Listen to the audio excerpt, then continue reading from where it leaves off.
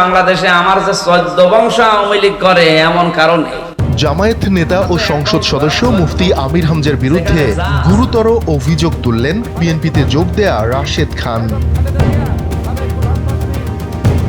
রোববার নিজের ফেসবুক পেজে দেয়া এক স্ট্যাটাসে রাশেদ খান অভিযোগ করেন, জামায়াত এমপি আমির হামজা তাকে হত্যাযোগ্য করে তোলার জন্য ওয়াজ মাহফিলে বক্তব্য দিয়েছেন। এখন ভয় দেখাচ্ছেন মামলা ও সাদা তো আমি গুলিয়ে খেয়ে ফেলবো। স্ট্যাটাসে আওয়ামী লীগের শাসনামলে এই জামায়াত নেতার কর্মকাণ্ডের সমালোচনা করে রাশেদ খান লেখেন, ইতোপূর্বে ওয়াজ মাহফিলে আমির হামজা বলেছিলেন তার 14 গোষ্ঠী আওয়ামী লীগ, শেখ হাসিনা যে স্বপ্ন দেখেছে সেটি বাস্তবায়নে যে কাজ করবে না সে যে দলেরই হোক সে জাহান্নামে যাবে।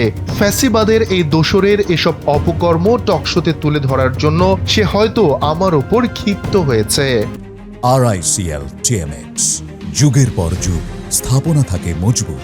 আমির হামজার বক্তব্য তার জীবনের জন্য হুমকি উল্লেখ করে রাশেদ খান আরো লেখেন, রাজনৈতিক ময়দান থেকে যদি আমির হামজা আমার বিরুদ্ধে কোনো বক্তব্য দিতেন সেটাকে রাজনৈতিকভাবে দেখতাম, কারণ আমি জানি রাজনৈতিক কর্মীরা এসব বক্তব্যকে রাজনৈতিক হিসেবে নেয়, কিন্তু ধর্মীয় সেন্টিমেন্ট কাজে লাগিয়ে ওয়াজ মাহফিলে আমার বিরুদ্ধে বক্তব্য দেয়া আমার জীবনের জন্য থ্রেট।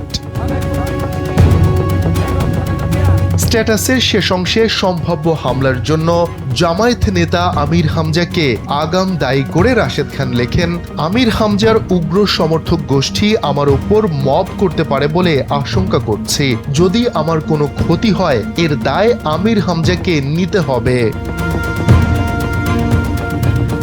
শফিকুল ইসলাম শান্ত, NPB। মনে হয় বাংলাদেশে আমার যে 14 বংশ আওয়ামী লীগ করে এমন কারণে, মানে দাদার মামার খালার শ্বশুরের যত কোল আছে সব আওয়ামী লীগ।